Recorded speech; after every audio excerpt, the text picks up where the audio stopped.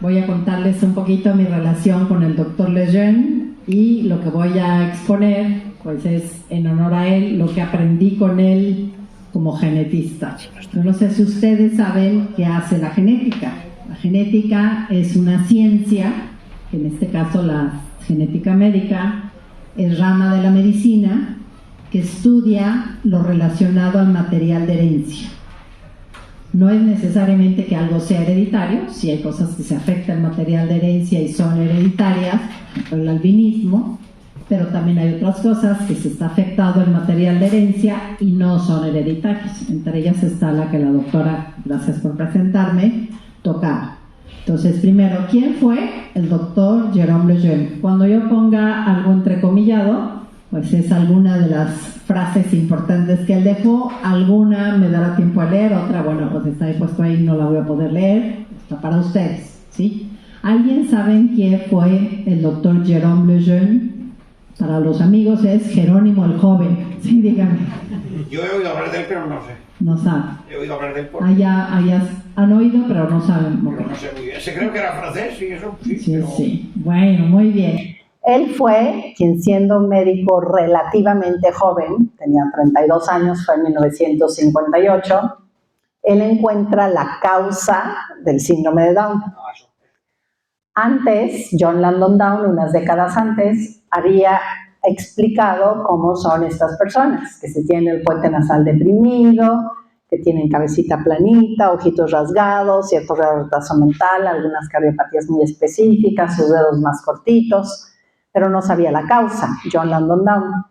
Incluso llegaron a pensar que era consecuencia de sífilis. Si fuera así, en el mundo nunca ha habido tantos millones de casos como actualmente, cuando es una enfermedad con tratamiento. El problema es la banalización de la sexualidad. Entonces, eran personas muy discriminadas, no sé cómo era aquí en España, pero en México mi papá me cuenta que en su época era un deshonor tener como hijo una persona con síndrome de Down, la amarraban de las patas de la cama y no los dejaban salir en toda su vida, ¿sí? Y si llegaban a salir, pues la familia que venía en la misma acera se cruzaba enfrente como no se los vaya a contagiar, ¿no? Entonces, cuando él encuentra que esto no tiene nada que ver con sífilis, sino es una enfermedad que afecta el material de herencia. Todos tenemos 46 libros de la herencia, que se llaman 46 cromosomas. Los tenemos por pares, ahorita voy a enseñar un cariotipo. Uno nos lo dio papá, otro nos lo dio mamá. Estas personas en el par 21 tienen 3 en vez de 2. Entonces tienen, en vez de 46 cromosomas, tienen 47, tienen lo que se llama una trisomía 21. Por eso aquí Lejeune dice, la felicidad o la desdicha de un niño con trisomía 21 dependerá del amor de sus padres y del respeto que le brinde la sociedad. Yo pues había tenido una vida pues no cerca a Dios, y entonces pues yo tuve una conversión con este doctor. ¿Qué fue lo que me convirtió? ¿No? Aquí estoy yo, la niñita de ella es la segunda de mis hijas, que hoy tiene 37 años, entonces pues ya más o menos se imaginan, ¿no? Entonces si algún día fui joven, pero bueno, esta es la mirada que yo tengo en mi pensamiento cuando me acuerdo de la primera vez que conocí a este doctor.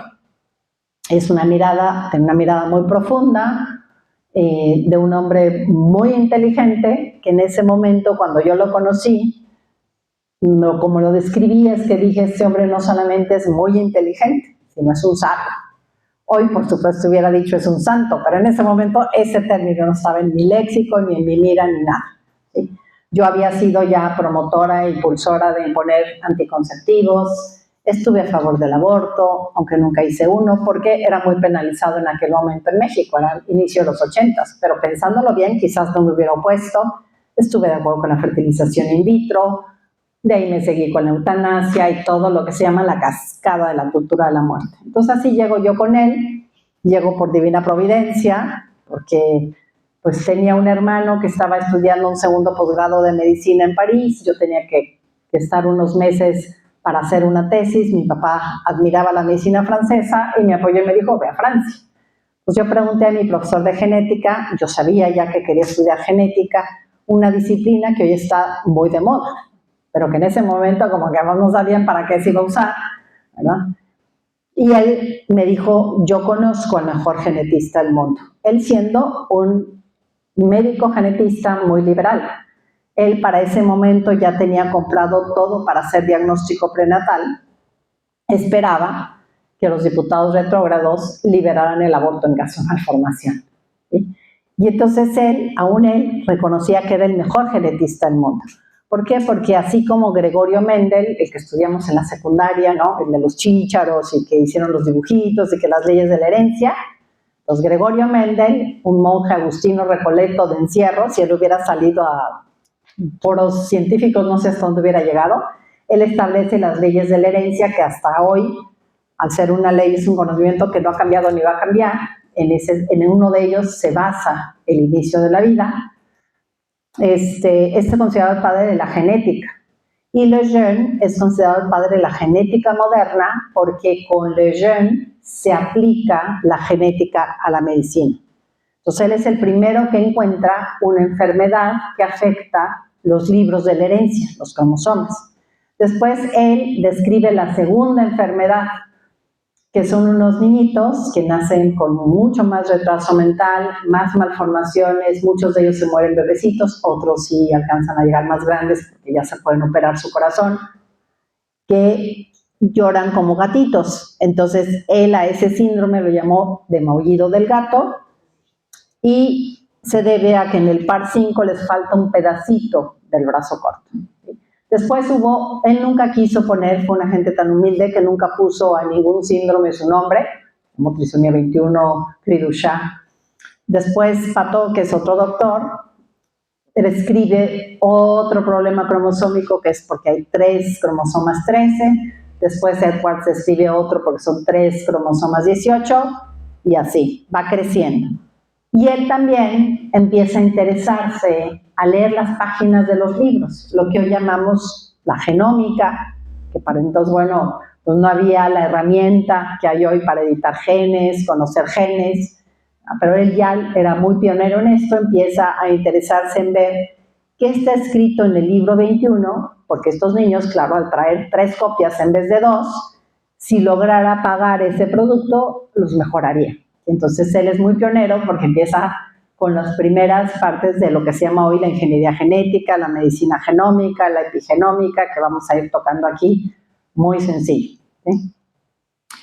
Él, como todo médico, fue muy pro vida. Todos los médicos deberíamos ser muy pro vida, porque los médicos entramos a una vocación de ser médicos porque queremos salvar vidas. Ustedes, si tienen a la abuelita, al hijo que tiene un problema de salud, pues corren a donde hay un doctor que le va a salvar la vida. Es obvio. Y no es para los católicos ni para los practicantes, es todos los médicos.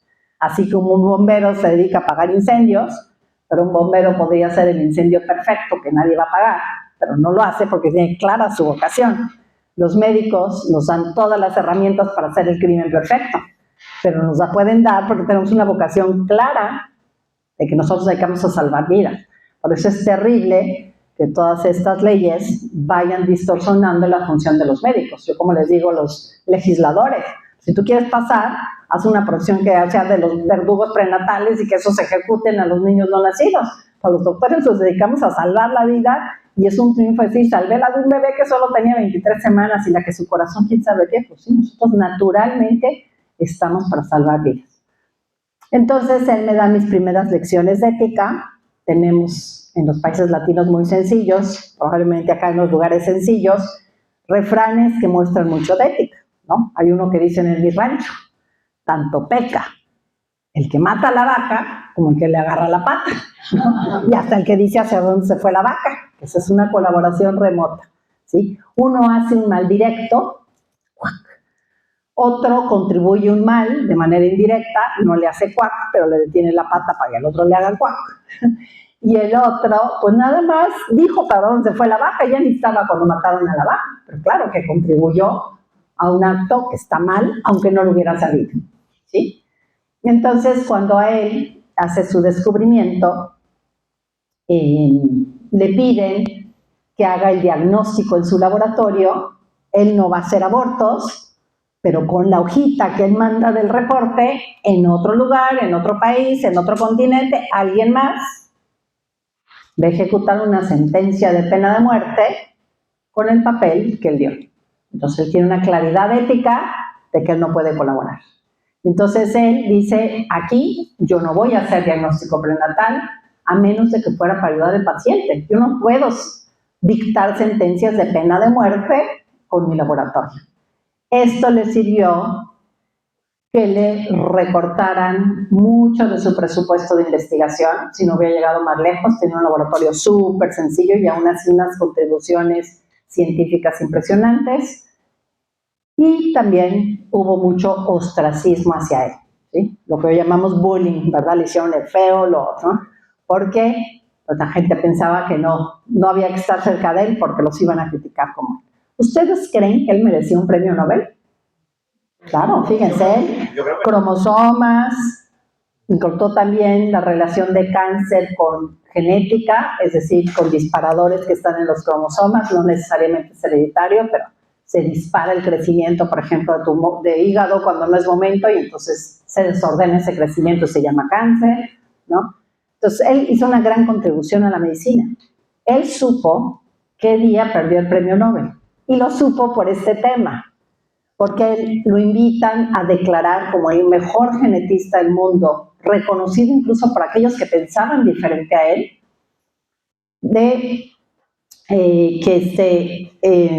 entonces, como ejemplo, entonces, es que me distraigo, soy bien distraído, entonces me mueven y ya me distraje, se me fue. Entonces, él le piden que declare que no es en la concepción, que es 14 días después, cuando el bebé queda pegado en la pared de la matriz de su mamá. Y él, al siguiente día, hace una brillante exposición de por qué es en la concepción. Claro, para presionarlo le dijeron, si usted no declara como pretendemos, usted está en la triada de premios Nobel, perderá el premio Nobel. Esa noche él entra a su hotel, habla a su esposa y le dice, ¿qué crees? Acabamos de perder el premio Nobel. Él nunca llenó su cabeza de ideas. Él nunca dijo, bueno, es que si soy premio Nobel voy a influir a más. Él dijo, yo debo decir la verdad. ¿Sí? Entonces, bueno, aquí está él en una foto muy impactante porque esto es un cariotipo, se hacen, toman fotos del núcleo de las células, en el núcleo están todos los libros de los cromosomas, ahorita vemos uno más de cerca, y van desordenados, se recortan y después en unas tablitas de corcho teníamos que poner los 2-1, los 2-5, los 2-21 y así. ¿No? Yo siempre me fallaban 1-2, entonces pasaban y me corregían, este es el 21 y este es el no sé qué. Pero conmigo estuvo una época un chico con síndrome de Down 1 y los hacía perfectos, ¿eh? No se equivocaba ninguno porque son muy meticulosos, muy observadores, entonces se dedican a lo que se dedican y él no fallaba aún, ¿no? Era impresionante su calidad humana, había pacientes que iban de todo el mundo, los papás esperaban meses para ir y salían de la consulta y decían, la verdad es que no nos dijo nada nuevo biológico ni médico, pero nos enseñó a enamorarnos de nuestro hijo. Por eso su primera frase, ¿sí? Entonces fue un médico muy humano, alguna vez me decía, préstame tu microscopio, tenía 2 pares de lentes, porque quiero mostrarle a tal chiquito por qué es tan especial, ¿verdad? Y el niño salía radiante, ya entendí por qué soy tan especial, y se sentaba con él. Entonces para mí esa era la definición de sabio, alguien tan inteligente que es capaz de poner la información de manera muy sencilla. Cuando era necesario, pues sacaba sus grandes términos académicos, ¿no? Entonces, él fue el profesor Lejeune. Tuve la gracia, bueno, él me dio mi trabajo de tesis, nunca me preguntó de religión, no me preguntó si practicaba, si me confesaba, si nada, pues si no, yo creo que me quito desde el minuto 1, ¿no? Sino simplemente él me convirtió por su congruencia entre lo que él decía y él hacía. Entonces, él me dicta mi trabajo de tesis de pregrado, que es mucho en microscopio. A mí nunca me ha gustado ni el laboratorio ni las oficinas. Yo soy médico tocapanzas. A mí me gusta la clínica. Hasta la fecha hago clínica en genética, clínica en bioética. Me gusta estar con pacientes. Y entonces, él me dice, tú trabajas en el laboratorio cuando yo no esté en el consultorio. Mientras esté en el consultorio, tú como mi sombra. Ahorita les voy a decir a la sombra de quién estuve. Él fue un gran amigo de San Juan Pablo II, fue primero miembro de la Pontificia Academia de las Ciencias, iba a unos viajes misteriosos cuando yo estaba con él, es el 82, y me decía, voy a ir al Vaticano. Yo, como venía de una cuna bastante feminista, pues para mí el Vaticano era un estado misógino, entonces ni mandaba a saludar a los que estaban ahí. Juan Pablo II me daba lo mismo, no pedí su foto nunca ni nada, nada, exactamente lo mismo. Que era interesante que cada lunes, cuando él regresaba de ese viaje misterioso y mientras yo trabajaba en el laboratorio, me dejaba en mi escritorio lo que él había escrito. El primer papel fue sobre el desarme de las guerras nucleares. En ese momento no me interesó mucho, después me ha servido mucho para el tema de mutaciones y todo el tema del manejo de DNA y RNA que se volvió tan famoso hace un par de años, ¿verdad? Y el segundo se llamó Biología, Conciencia y Fe. En ese momento, todo lo desordenado que traía en mi cabeza empezó a tomar orden, y ya años después vi mucho de lo que él escribió en ese documento, en un documento de San Juan Pablo II que se llama Fe y Razón, Fides et Ratio. ¿Sí? San Juan Pablo II le encomienda después la creación de la Pontificia Academia de la Vida. Por eso estoy aquí, porque hicimos un congreso para honrar a Lejeune, que murió hace 30 años, ¿no? Y que lo homenajeamos porque hace 30 años él fue el primer presidente y fundó la Academia de la Vida por encomienda del Papa San Juan Pablo II. Cuando él fallece, el Papa San Juan Pablo II escribe, cuando él muere un domingo de resurrección, el 3 de abril de 1994, en la página de Vatican ustedes podrían leer su discurso de San Juan Pablo, y en un viaje como un par de años después, que fue San Juan Pablo II a Francia, a París, a la Jornada de la Juventud, había una tarde que tenía libre, pues todo el mundo se lo peleaba, las monjitas que iban con ellas, y los padres y los empresarios, y él dijo, no, yo esa tarde voy a ir a ver a un amigo. Y al día siguiente en Le Figaro sale una foto que recorre el mundo, en donde está San Juan Pablo II hincado en una tumba, la tumba de su amigo, que es la de Jérôme Lejeune. Él es Jérôme Lejeune. Yo necesito un gran sanpablazo y por eso estoy aquí, porque ahora me urge difundir la verdad, ¿sí? Y todo lo que aprendí de él. Entonces, esta es, por ejemplo, una frase de él. Él dice, veo un cromosoma extra, y cuando veo todos los demás, veo un ser humano. Bien, entonces, este es el reto esta tarde, tener la evidencia, vamos a ponerlo en primera persona, desde cuándo existo yo, ¿sí? Porque parecería que lo que es evidente, ¿no?, para otras especies, él decía que le gustaba ir a los zoológicos y decía, en los zoológicos nunca he visto que en la jaula de los chimpancés estén expectando a ver qué va a salir de la mamá chimpancé, ¿no? Saben que va a salir un chimpancé. Y cuando alguien ve un huevito de gallina, pues no está expectando a ver si va a salir un avestruz. Sabe que va a salir un pollito, ¿no? Dice, en cambio voy después a la tarde a las universidades y hay grandes disertaciones de que va a salir de la unión de un gameto humano y otro humano, ¿no? Entonces, la ciencia médica lo tiene muy claro. Yo no vengo aquí a inventar nada, ni es mi opinión, ni la doctora nos dijo que no, yo les repito lo que la ciencia dice. ¿Dónde pueden encontrar lo que vamos a ver? En un libro de bioquímica, en el capítulo de bases moleculares de la herencia. Pueden estudiarlo en un libro de genética, en un libro de embriología, ¿sí? La embriología es la ciencia que estudia el desarrollo del ser humano, dice por definición la embriología universal, desde la unión de los gametos, que se llama concepción, hasta el nacimiento. Y cuando decimos o dice un texto, y es real, a los 21 días al embrión humano le late un corazón, todavía imperceptible, se puede percibir muy tempranamente en la 6ª semana, pero ya late a los 21 días. Todavía no tiene 4 cavidades, es un tubito, pero ya está latiendo, ¿sí? Alimentando a ese bebé, mandándole oxígeno. Nadie pregunta, ¿y tú desde cuándo los cuentas? Desde el día 14, entonces para ti son 7 días.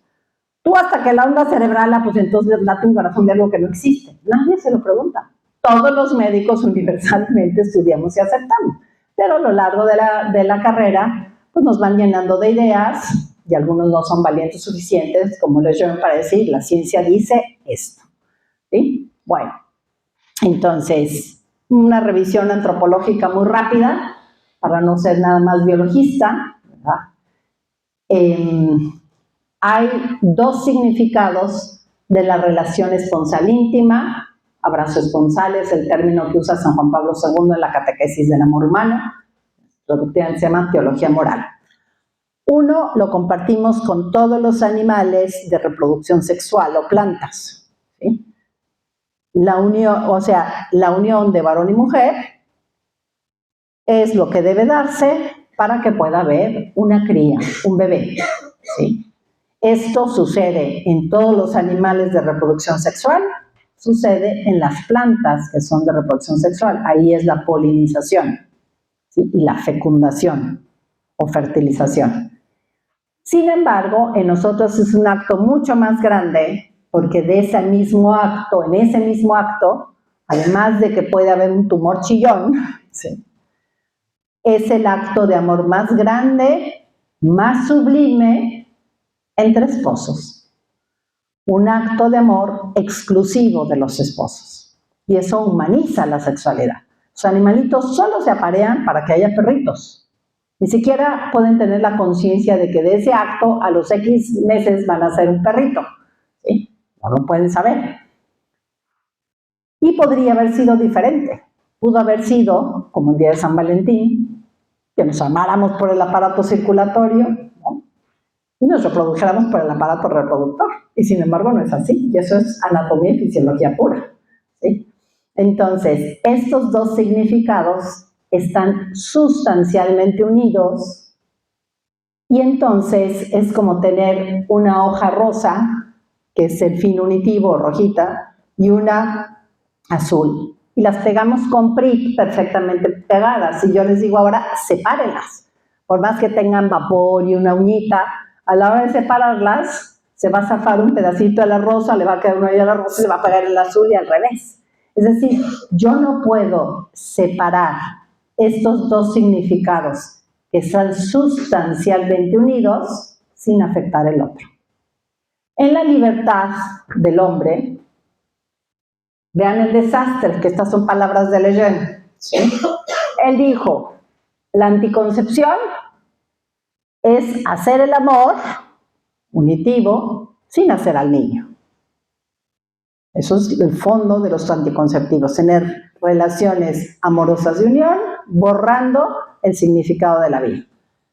La fertilización artificial, fue el tema que ayer me encomendaron en Alicante, ¿verdad?, es hacer al niño sin hacer la unión, el amor.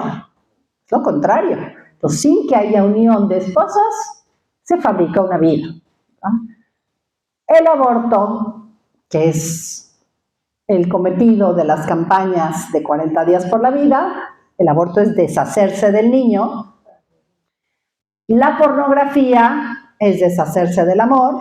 Hoy nuestros niños y jóvenes están muy expuestos a este tipo de degradación de la moral que quita edades cada vez más tempranas su inocencia. Y es un golpe durísimo para ellos. Tengo mucha experiencia en tener en mi consultorio jóvenes, ¿verdad? Entonces, sea porque tienen a un clic de distancia con los diferentes tamaños de pantallitas, ellos tienen acceso a pornografía a un clic, queriéndolo o no queriéndolo, porque les aparece, ¿no? Así como nos aparece si un día buscamos un coche, pues ya después nos aparece y aparece sobre coches, ¿no?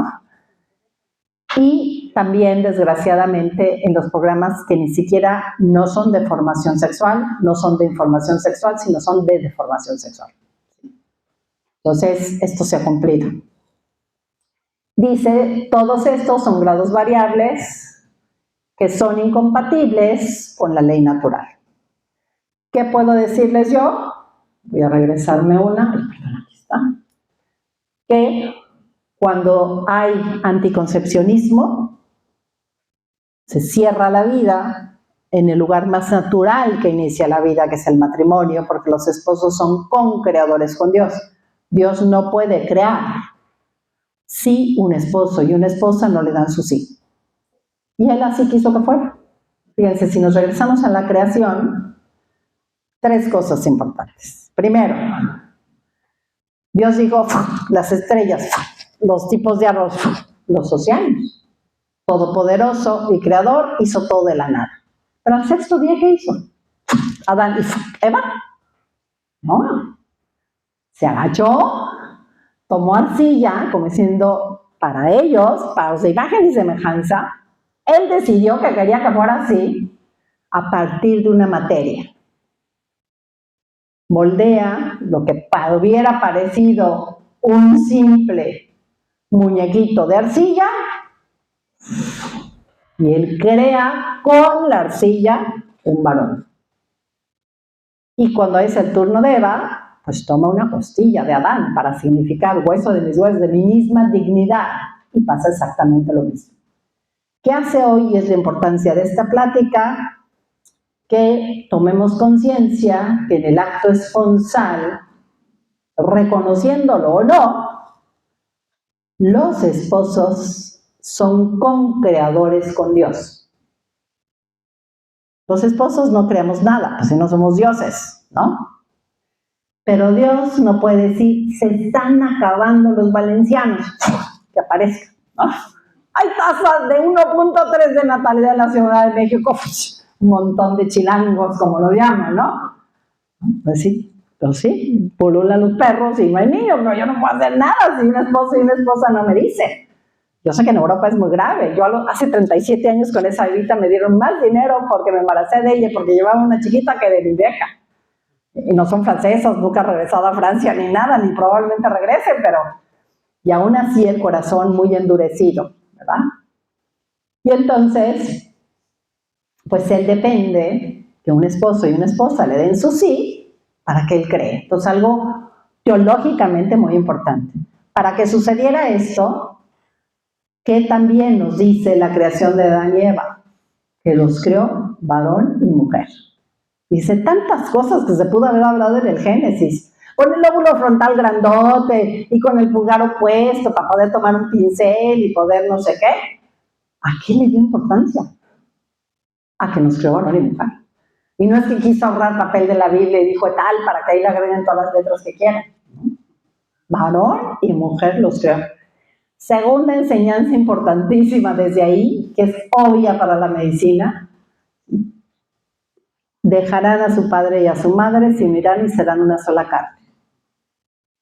¿Quién ha podido hacer un rompecabezas uniendo dos piezas iguales? Nadie. Si yo quiero hacer un rompecabezas, uno piezas complementarias, ¿no? Solo se puede unir lo que es complementario. ¿Y ustedes creen que a los científicos no se les ha ocurrido a ver si juntamos dos óvulos o dos espermatozoides? Porque los dos tienen 23 cromosomas. Claro que han intentado, no han podido. ¿Sí? Qué gran sabiduría. Y después, más adelante, dice, pobla bien la tierra. Entonces, gran parte del desastre, del fracaso matrimonial, viene de haber borrado este significado, porque esto afecta también la unión. Por eso Pablo VI, si quieren leer unas profecías, que no son a ver si pasan y si es cierto o no es cierto, sacan un documento de 1968 que se llama Humanae Vitae de Pablo VI, en el numeral 17, si no quieren leer todo, es interesante leer todo, si quieren nada más el 17, hay 4 profecías. Desde el 78 se habían cumplido las 4. ¿Saben cuáles son? Primera profecía: se abrirá un camino fácil a la infidelidad. Piensen en los 60, en sus abuelos, bisabuelos, papás y familia, cuántos fracasos matrimoniales había en su familia. Pensemos hoy. No se la tasa aquí, pero en México es muy grave.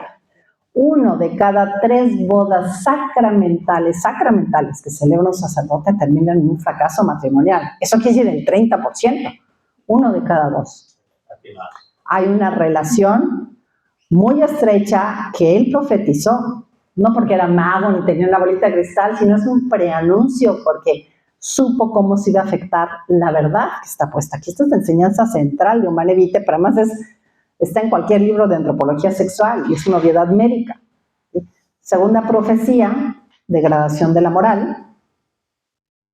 Dejábamos las bicicletas, los departamentos abiertos, la llave puesta en la maceta. No pasaba nada en los 60s. ¿Y cómo están los niveles de corrupción? ¿Y cómo está la degradación moral? Yo creo que Pablo VI se vuelve a morir si ahora hay alguien que se siente unicornio, lo operan y ya se volvió unicornio, ¿no? ¿Lo entienden? Pero para no ser más explícita y no me van a regañar, ¿sí?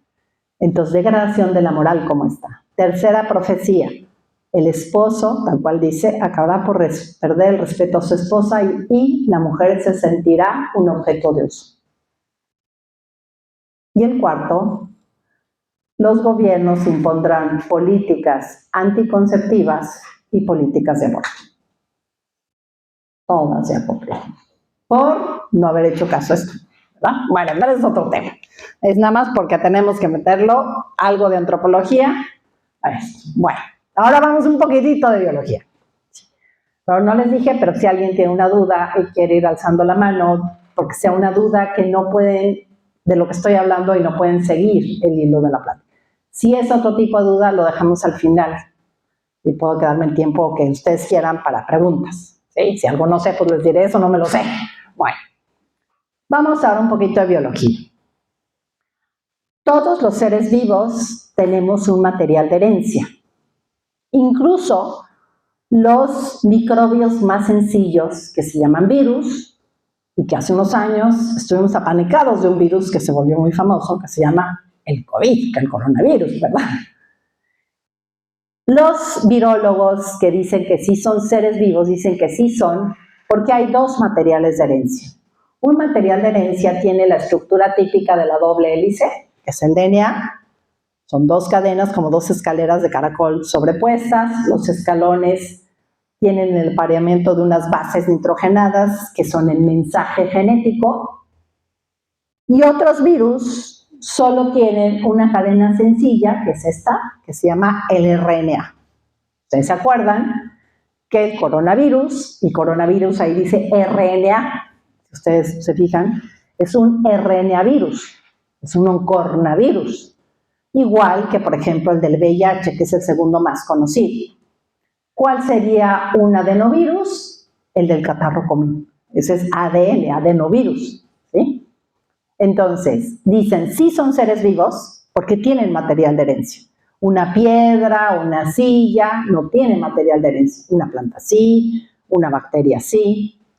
Los que aceptan que no son seres vivos, dicen que no son seres vivos porque nada más tienen uno de los dos. Y no se pueden reproducir solitos. Cuando nos contagiábamos del COVID, nos entraban poquitos virus que no nos podían enfermar, era el momento de actuar para detener, ¿verdad? El paracetamol no detenía nada, pero unos obedecieron ciegamente a un protocolo que hizo alguien que ni es doctor, ¿no? Y entonces, ¿sí?, se mete a las células y hacen virusitos infectando nuestras células, ponen a nuestras células a producir virus. Y cuando ya día 9-12 alcanzan una cierta carga viral, es cuando hay que correr al hospital. Yo nunca tuve un paciente, y tuvimos muchísimos, que se hubiera complicado antes del día 9, a menos de que tuviera alguna otra enfermedad concomitante que aceleraba eso, ¿sí? Entonces, los que piensan que no es, porque a partir de las bacterias tenemos los dos. Entonces, nos reproducimos solos, entonces claramente somos seres vivos, pero todos tenemos. Es interesante que el material de herencia que tengo me hace pertenecer a una especie y ser único y repetible en esa especie. ¿Sí? Porque un virus da polio, otro da catarro, otro da COVID y otro da SIDA, porque tiene genética de virus del SIDA, de virus de polio, de virus de tal. ¿Sí? ¿Por qué me asomo y veo un abedul, un roble, ¿no?, una jacaranda? Pues porque son árboles, pero que de acuerdo a la genética que tienen, pues unos, sus flores son moraditas, nosotros llamamos jacaranda, no sé cómo les llaman ustedes, ¿verdad? Y otros es roble, y otros es un olivo, porque las hojitas tal y tal, ¿sí? Vamos a hacer un ejercicio rápido aquí. Busquen una nariz igual a la mía. No, pues nadie es mexicano, salvo Adriana. Bueno, yo me parezco mucho a mi familia catalana, entonces a lo mejor la podrían encontrar porque son vecinos, ¿no? Pero bueno, ahora busquen en una fotografía de los 50 años de sus abuelitos, de sus bodas de oro, una nariz igual a la suya. Es así, mira, igual no hay una, pero esta parte es idéntica a la de mi tío Pedro del lado de mi papá, y esto así anchito a la tía Susana del lado de mi mamá, y esto más anchito, y esto así.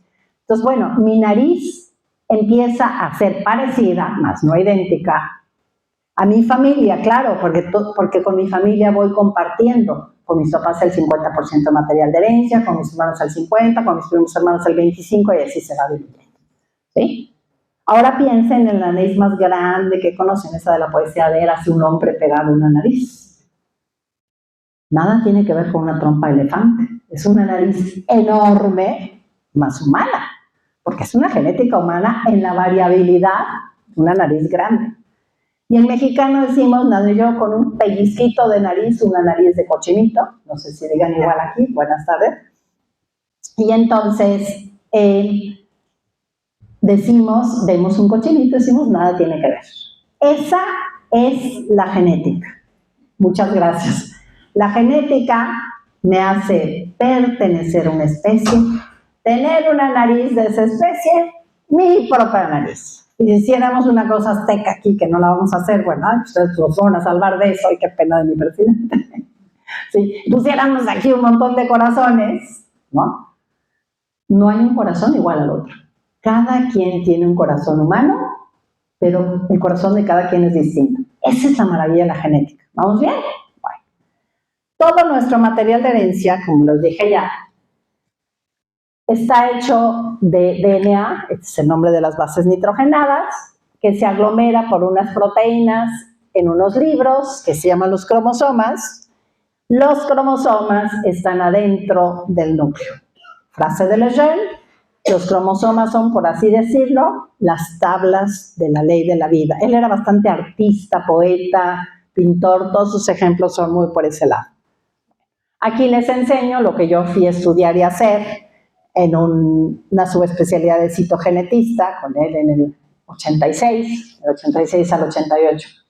Este es el estudio de los cromosomas, este es un cariotipo, consensadamente clasificamos del grande al chiquito, podría haber sido diferente, ¿no? Pero así se consensó que iba a ser la clasificación.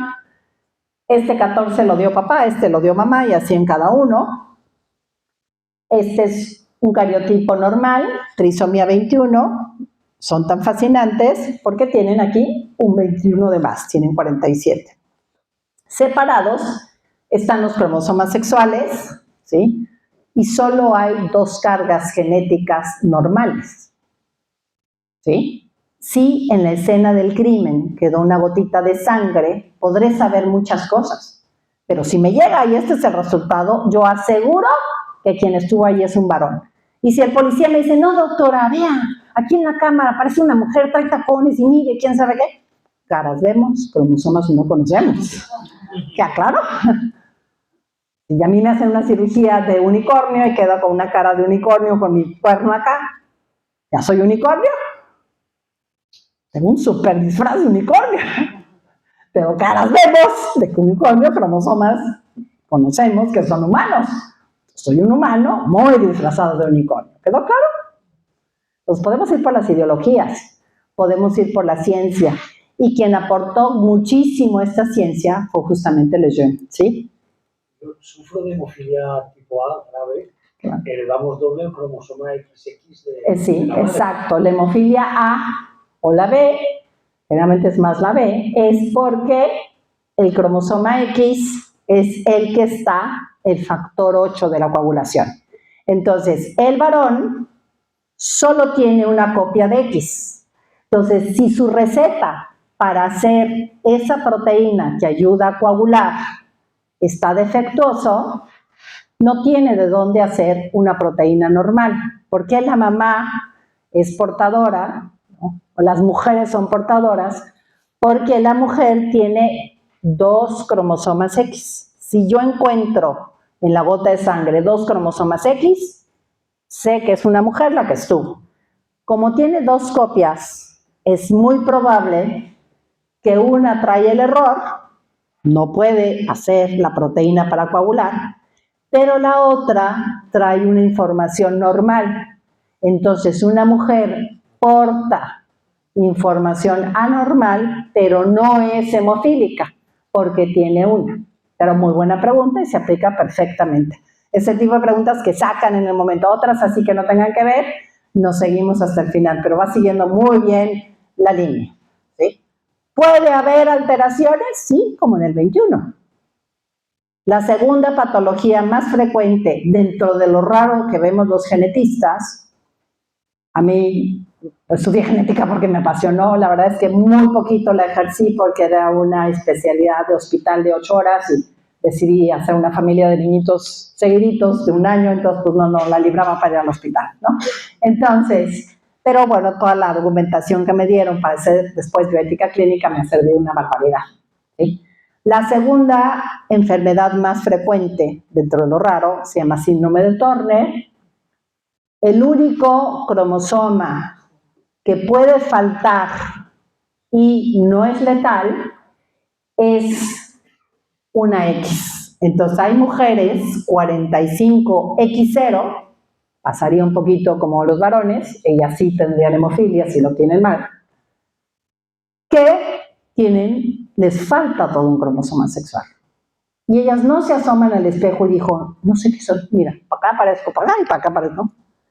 Son tan femeninas que si no pescan el error al nacer, porque se van a un rancho pobre ahí, después van a ver al doctor porque no feminizan.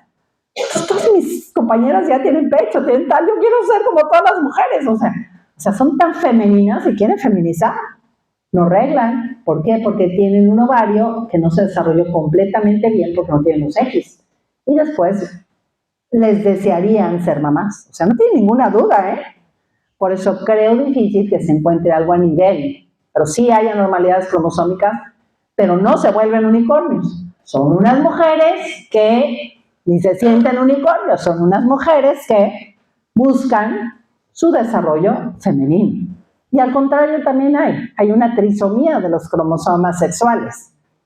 XXY, 47 cromosomas, son varones porque predomina la información del Y y se llama Klinefelter. No me voy a dedicar más, pero bueno, todo eso es mi especialidad.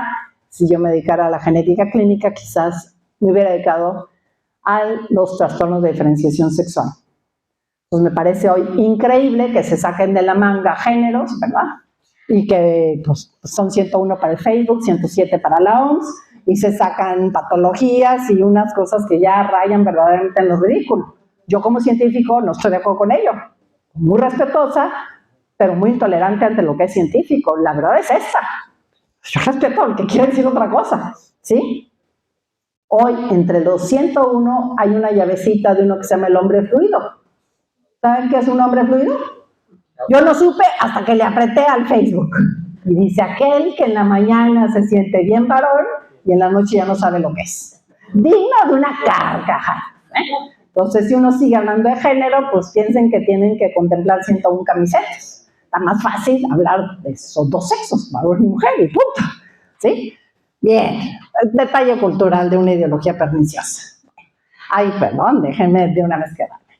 Todas nuestras células, en su núcleo, como lo vemos aquí, todas las células de nuestro cuerpo, las del páncreas, las del párpado, las del dedo gordo del pie, todas tienen la misma genética que recibí en la concepción y todas tienen la misma genética, salvo si hay un error en una letra, que una de estas letras cambió por otra, que se llama una mutación. Con esa podemos nacer o se puede hacer a lo largo de la vida. Por eso de mutaciones puede surgir cáncer. No tengan mucho cuidado de jugar con el DNA y con el RNA, porque pueden pasar mutaciones, ¿no? Eso lo saben los genetistas. Mi materia de estudio es el DNA y el RNA, nada más. ¿Bien? Entonces, todas las células de mi cuerpo tienen todo mi material de herencia, tienen los 23 pares. ¿Por qué sé que ese dedo gordo de allá abajo es el mío? Pues lo tenemos pegado. Pero entonces ahora soy el mochadedos gordos de pie. Y ponemos aquí todos los dedos gordos. ¿Podemos distinguir cuál es el de cada uno? Pues alguien dice, sí, pues trae mi pedicure. Entonces hay que no se aparece. Cada quien puede distinguir su dedo gordo de pie porque es parte de su cuerpo, porque tiene la misma genética que el resto de su cuerpo. Y ahorita vamos a ver con todo respeto a los que lo promueven, cero tolerancia en cuanto a la verdad científica, sí es correcto decir que lo que trae una mamá dentro de su útero es parte de su cuerpo. Si es un mioma, sí es parte de su cuerpo, porque tiene su genética. Pero el chiste de aquí es responder si un embrión es parte o no de su cuerpo, ¿verdad? Porque la gente sencilla lo tiene obvio, pues los más altos lo tenemos que explicar y reexplicar. Bueno, bien. La excepción, bueno, lo que está aquí escrito es como si tuviéramos un Quijote. Sacan el Quijote de la época de su tatarabuelo. ¿Dice lo mismo que cuando lo leyó su tatarabuelo? Sí, porque está publicado. Ese es el genoma. El genoma con el que nos conciben es con el que nos morimos, salva el error en alguna letra que se llama mutación. Pero en lo general nos morimos con el mismo. O sea, lo publicado no va a cambiar. Lo publicado en los libros no cambia. ¿Ok? Eso es el genoma. ¿Queda claro?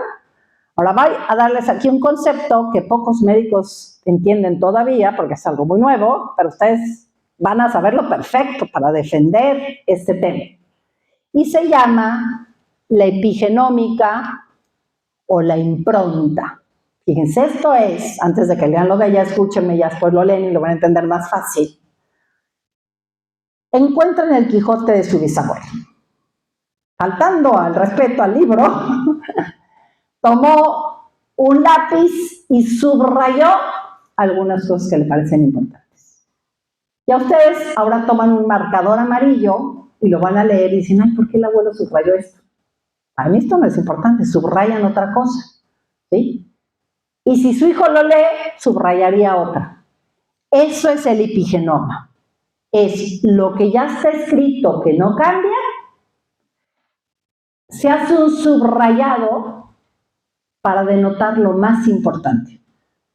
A lo mejor el subrayado de una célula de hígado es diferente a una de piel, porque la de hígado tiene el cometido de producir transaminasas, por decir. ¿Sí? Entonces, la epigenética o la impronta, la marca, esa puede cambiar. No es un plumón que subraya, es por supuesto unos radicales químicos que se pueden pegar y despegar, metilación y fosforilación. La doctora, y no sé si hay algún otro médico por ahí, químico, etcétera, ingeniero químico, pues estoy descendiendo mucho la plática porque la mayor parte del público es general, pero les suelto ahí unos conceptitos por si quieren irse al libro de bioquímica. Y al resto, para que vean, no es mi opinión, la doctora dice no. La doctora nos enseñó como todos los libros de esto, tiene un gran valor, esto es ciencia. Bueno, para el tema que nos concierne, fíjense qué hermoso. Esto ahorita se está poniendo de moda, pero esa es una frase de Lejeune. Lejeune me lo dijo y él murió en el 94. Lejeune ya decía, el espermatozoide trae un marcaje, que es la célula del varón. El óvulo trae uno distinto. Y cuando se unen, se hace otro marcaje diferente. Desde la epigenómica grita, dejo de ser espermatozoide, dejo de ser óvulo y me convierto en algo o alguien más. Y ese es el reto de la última parte de esta plática. ¿Sí? Estos son, lo decía ya Lejeune, ¿sí? Extraordinario este doctor.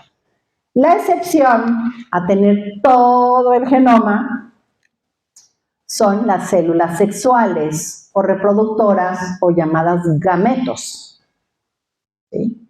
Los varones producen millones de espermatozoides diariamente desde la pubertad hasta la andropausia, que es en la década de los 80s. Las mujeres solo producimos un óvulo al mes por una ciclicidad hormonal, que es la belleza interior de la mujer, que viene desde el cerebro, pasa por una glandulita que cuelga del cerebro que se llama la hipófisis, esta glándula maestra, y de ahí llega al ovario a dar señales cíclicas para producir óvulos y hormonas de acuerdo a la etapa del ciclo. La ovulación es un dato de salud, no es una enfermedad.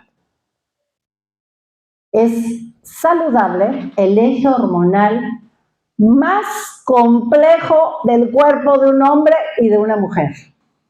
Por eso las mujeres somos un misterio para los maridos. ¿Sí? Las mujeres saben, algo así para, ahora algún ejemplito así, las mujeres sabemos, sin importar la edad, que había ciertos días que amanecíamos y cantábamos gregorianos, rancheros o sevillanas en la regadera. Con trabajos pasábamos la toalla, el pelo nos quedaba espectacular, la cara lisa y estábamos de buenas. El marido nos daba un clavel medio así y lo celebrábamos. Y se reían las religiosas porque les digo, pasa lo mismo en una comunidad religiosa. Y otros días, que eran más o menos 14 días después del día de los gregorianos, ni cantamos en la regadera. Nos ponemos los rulos, la plancha de teflón y hasta la colita de caballo, el pelo te queda así. Tienes tus puntitos de acné, ay, sientes hinchado el abdomen y tu marido te lleva un ramo de tulipanes recién bajados del barco de Holanda y la tarjeta está chueca y lloras. La mujer es un misterio para los esposos. Esto es lo fascinante de aprender, les dejo los spots ahí de lo que pide Pablo VI. Aprender que la mujer tiene periodos naturalmente fértiles e infértiles que hacen el efecto contrario a las profecías. Ya tenemos demostrado que los usuarios de planificación familiar natural que respetan la belleza interior de la mujer, la tasa de fracaso matrimonial es del 2%. Yo les puedo hablar de nombre y apellido de alguien que tuvo un fracaso matrimonial y llevaba esto, pero es el 2%. Vale la pena intentarlo. ¿Sí?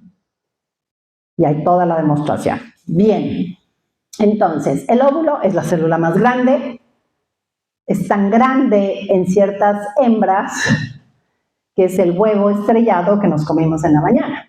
En la gallina es una célula macroscópica. En nosotros, la trompa de falopio, que es donde se cacha el óvulo, es como del tamaño de un cabellito la luz, entonces todavía es microscópica, pero es la más grande. Aquí vemos, y es real, la diferencia de tamaño entre espermatozoides y óvulos. Entonces hay muchas cosas diferentes en la de varón y mujer. Las mujeres solo ovulamos desde la menarca para la primera regla, antes ya ovulamos. Y por cierto, los anticonceptivos hormonales, sea inyecciones, implantes, parches, son esteroides en su fórmula química a grandes dosis. Entonces no me queda claro por qué estamos tan preocupados del pollo orgánico si glu, glu, glu, glu, glu, acá nos ponemos para 5 años, con 150 cambios químicos. La doctora afirma, porque esto es información de farmacología, no es mi opinión. Los libros de farmacología reconocen, es el único medicamento que se usa para echar a perder lo que funciona perfectamente bien. Porque molesta la ovulación, porque quedamos que solo haya unión pero no bebés. Entonces, bueno, entonces desde el momento en que se unen, dice, la constitución genética del hombre se completa en la fecundación, y yo añadiría, dice Lejeune, que ningún científico lo pone en duda. Lo que algunos quisieran discutir es el respeto debido de acuerdo a su grado de desarrollo. Entonces, un doctor que dice, no sabemos cuándo empieza la vida, claro que lo saben, estudiaron embriología igual que yo y genética. Pero lo dicen, porque si a una mamá le dicen, vamos a matar a tu hijo, ya lo piensa. Ay, es que no sabemos qué es. Entonces, ellos, es un problema antropológico. Considera que hay unos niñitos, unos diminutos seres humanos que no merecen ser respetados. Ayer lo veíamos. Las técnicas se llaman FIFTE, fertilización in vitro, y la TIAL es con transferencia de embriones. ¿Saben a qué edad transfieren los embriones? Entre 2 y 3 días después de la concepción, 2 y 3 días. Y nadie va a decir que no es un embrión humano, porque si no, pues no les pagan, hasta que ya se convierta.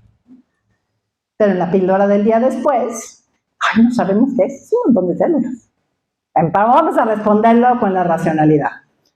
Bien, para que se formen las células sexuales, hay un proceso de reproducción celular distinto.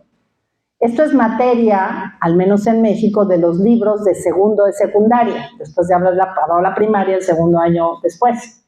Desgraciadamente en mi país, y no sé si es igual acá, ya no lo estudian. Subrayan todos los capítulos de anticonceptivos, de géneros y de unicornios y todo, pero la ciencia ya no la ven. Le dicen que porque es muy difícil explicar. Pues porque los estudian los maestros, ¿no? No estudien ideas, estudien ciencia. Bien, entonces, la mitosis, recordarán ustedes, saquen así su libro de segundo de secundaria, su época de que iban a la secundaria con su uniforme, acuérdense, ¿sí? Las células de la piel se dividen conservando el número de cromosomas. Me asoleo, se me cae la piel y abajo ya tengo piel que tiene también 46 cromosomas. Mitosis, una célula de piel de 46, se obtienen células de 46, ¿de acuerdo? La meiosis, ya también les quitaron a nuestros jóvenes la clase de etimologías, se las tenemos que suplir al entrar a medicina. ¿Qué quiere decir meio? En mexicano meio, dices, ay, qué meio, ay, qué miedo. Pues yo digo, no, no es miedo. ¿Qué es meio? Mitad. Es el proceso mediante el cual una célula de 46 cromosomas da lugar a células de 23 cromosomas. ¿Por qué? Porque aquí adentro de la cabecita del espermatozoide vienen solo 23 cromosomas, vienen nada más un 1, un 2 y debe haber un 21. Si hay dos 21 y fecunda otro 21, va a ser una trisomía 21, ¿sí? Aquí adentro vienen 23 cromosomas solamente. Si hay uno de más y es el 21, pues va a haber una trisomía 21, ¿sí? Entonces, para hacer ese proceso, perdón que me voy a algo técnico, pero tengo que demostrar que lo que digo no es una imaginación, no es una canción para los pro vida, ni para los creyentes, ni nada, ¿no? De hecho, esto no es por cuestión de fe, no hay que ser ni católicos. Lo que sí es un dogma de fe es lo que no es concepción. Rezamos, ¿no? El dogma de la encarnación, ¿no? Y se encarnó el verbo, y entonces nos deberíamos de hincar. Eso sí, no hay explicación. Pero la concepción no es un dogma de fe, es un hecho biológico, entendible para cualquier credo, para un ateo, porque estoy hablando de ciencia biológica, ¿sí? Si de repente me brinco algún documento, es pues porque si me encuentro en instalación de la catedral, yo supongo que interesa. Para mí me ha ayudado muchísimo. Pero pues el que no, pues bórrelo del mapa y ya. Bueno. ¿Qué pasa en la división de la mitosis? La encuentran en todos los libros de bioquímica, capítulo Bases moleculares de la herencia. No en mi bibliografía y en lo que yo digo, todos los libros de bioquímica. En todos los libros de química orgánica lo pueden encontrar, bajo el capítulo de meiosis, todos los libros de embriología, de genética y probablemente ginecología, ¿sí? O en un simple libro de segundo de secundaria. Ahí vienen las divisiones. La meiosis, aquí nada más, por hacerlo más fácil, estos son los dos cromosomas 13 del papá que va a formar sus células sexuales para dar origen a su hijito. Pusimos solo los 13, pero falta con otros. El rojo se lo dio su mamá a este señor. El verde se lo dio su papá. Lo primero que pasa cuando se dividen es que se ponen muy pegaditos los dos del mismo número.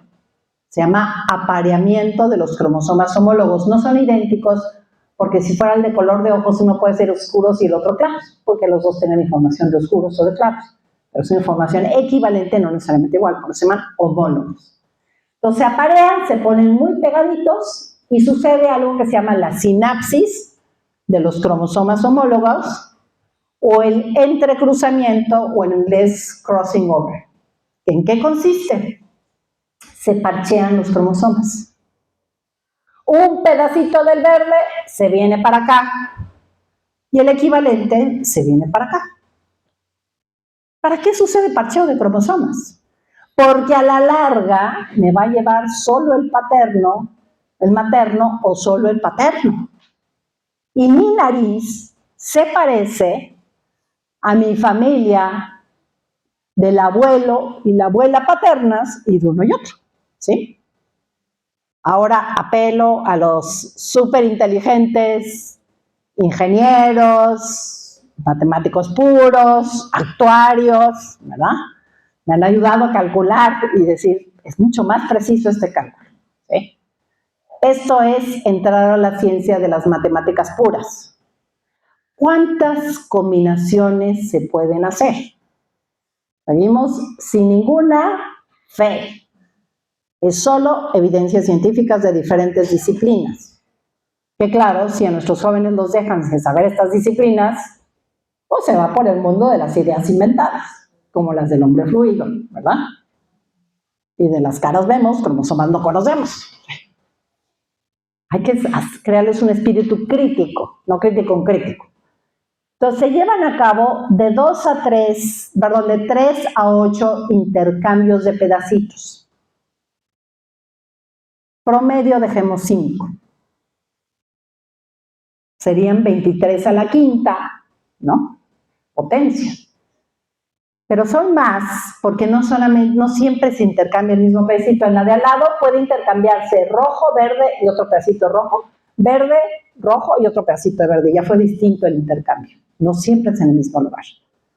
Primera razón. Y la segunda razón, por la cual hay tanta combinación genética con muchas ventajas, es una ley de Mendel que se llama la ley de la segregación. Primera ley del que regaba los chícharos. Una ley es como decir, si yo suelto esta hojita, me cae para abajo. Y como decía mi querido padre Loren, ¿qué es lo más intolerante que hay? La verdad. Pero bueno, es una palabra talismán y bueno, yo al principio me asustaba cuando me la decían en Naciones Unidas. Hasta que entendí. Yo no soy intolerante. Lo que es intolerante es la verdad. ¿Cómo negocio? Es que el 98% opina que se va para arriba. Y ya basta ya, ¿no? ¿Qué es intolerante? La verdad. No la persona que lo dice. En ciencia es más correcto decir, hay fundamentación. Está fundamentado. Que a veces nos da pánico. Me pidieron que dijera por qué desde la concepción y ya me quedé callado. ¿Por qué no preguntaste al otro? Y tú que no sabes en qué fundamentas que no se sabe. O en qué fundamentas que es cuando llora, cuando late, o cuando qué, ¿no? Bien. Entonces, la primera ley de segregación de Mendel, una ley de su conocimiento, ustedes lo saben por método científico, que ya no va a cambiar. Es así. Ay, cuando se acabe la gravedad, bueno, pues no es que cambie la ley de la gravedad, es que ya no hay gravedad, pero la ley sigue siendo válida, ¿sí? Dice que al azar se echa un volado, yo voy a hablar de la moneda mexicana porque no me he aprendido la de los euros, pero se hace un volado y si cae en águila, que es una cara de la moneda mexicana, se viene a la célula de la izquierda el rojo con sus parches. Y si cae en sol, se viene la verde. Entonces, ¿cuántas combinaciones se pueden hacer en 23? 23 al cuadrado, que es así me las es 569. Si uno combina las 569 de la segregación y el número de cálculo factorial de la sinapsis, la posibilidad de que un varón que hace de una célula 4 espermatozoides porque hay 2 ciclos de meiosis seguidas, ¿saben de cuánto es? En la época de Lejeune decía 1 millón. Un día que di una plática se acercó un super actuario y después me habló y me dijo, doctora, son 3 millones de combinaciones. Y me sacó todos sus papeles. Yo la verdad es que no lo sé entender, ¿sí? Pero podríamos dejarlos en 1 millón, podríamos dejarlo en 3 millones. Una mujer puede hacer 3 millones de óvulos distintos con el mismo material de herencia o 1 millón. Eso es súper importante para la siguiente diapositiva. ¿Queda claro? No hay actos de magia, no hay opiniones, no hay actos de fe. La encarnación sí es un acto de fe, ¿eh? Pero esto no es acto de fe. Bien. Ay, ¿qué hice? Ah, es que esto tiene varios. Ahí ya está todo. Sí, bueno. ¿Qué cosa es lo que se ha llamado concepción? Concepción es un término médico. Está en los libros de medicina, en los diccionarios médicos. También es el nombre de unas mujeres, también es la Inmaculada Concepción, también, pero sí es un término médico. ¿Cómo se define la concepción en medicina? La unión del óvulo y el espermatozoide, dos células que tienen cada una la mitad del material de herencia. ¿Sí? También se le puede llamar fecundación, se usa más para los animalitos, para los perros. Mi perro fecundó 8 perritos, no decimos concibió, ¿no? Pero es también el concepto de la unión. Fertilización se ha usado más como polinización para el reino vegetal, o le ponen un apellido in vitro y entonces la unión del óvulo y el espermatozoide, en vez de darse en el calientito cuerpo de su mamá, se da un frío platito de laboratorio. Es la única diferencia. Pero también hay unión de gametos, ¿sí? Bien. Entonces, ¿cuándo se unen? En este momento, que arbitrariamente han querido cambiar varias veces, hay que parar concepción e implantación, que ahorita lo vamos a ver que es 14 días después. Con lo que hizo que Lejeune perdiera el premio Nobel y hasta la fecha está en duro y dale, y entonces la pila del día después dice, no es abortiva porque no actúa después de la implantación. De acuerdo, pero la vida no empieza en la implantación, empieza aquí y ahorita vamos a ver por qué. ¿Sí? Bueno, ¿qué es el resultado de la concepción? ¿O quién es el resultado de la concepción? La verdad, yo le veo clara de qué. Materia terrible que han quinado a nuestros jóvenes, antropología y ontología. Llevan ahí un aburrido curso de historia de la filosofía. Pero no saben la diferencia entre un qué y un quién. Por eso tratan a su perrito como un quién, le ponen nombre, le compran carriola, pero usan a una mujer como si fuera una cosa, un objeto, ¿no? De placer sexual, tremendo. Entonces hay que empezar desde chiquitos a enseñarles la diferencia entre un qué y un quién. Bueno, yo la verdad le veo cara de célula. No me digan ustedes que no. Núcleo, citoplasma bajo el microscopio. ¿Y qué tal? Que todos fuimos un embrión unicelular, que tuvimos un cuerpo bien redondito el primer día de nuestra existencia. Después volvemos a tener cuerpos bien redonditos, pero ya son de trillones de células. ¿Y es un qué? Esto es súper importante para un doctor, ¿eh? Porque si es un qué y una célula, como todas las partes de mi cuerpo no está hecho de trillones de seres humanos, trillones de tabiques, ¿verdad? Y entonces me pueden sacar células de la sangre, hacer mi cuenta, ahí, mi biometría hemática, y lo que sobra, pues lo tiran, pues son células. Pero si eres un quién, yo no puedo discriminar como médico a ningún paciente, y se los dije, Lejeune vino a dignificar a estos niños. Es más, si yo me dedico a salvar vidas y dignificar a toda persona, necesito ayudar a quien está en una situación más vulnerable, ¿cierto, no? Al que ya está en coma, al que no ha nacido. Tengo que defender más. Por eso Lejeune naturalmente dijo, yo defiendo a mis pacientes.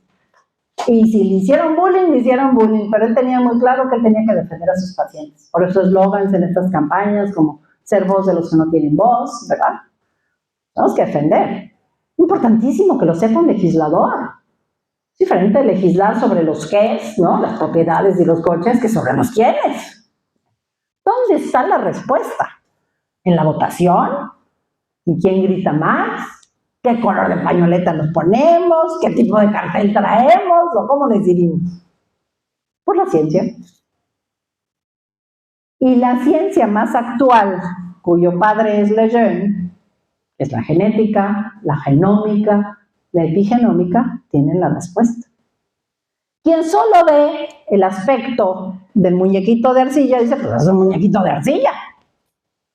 Quien solo ve el microscopio, dice, pues es una célula. Te concedo que es humana, porque tiene 46 cromosomas, pero es una célula humana.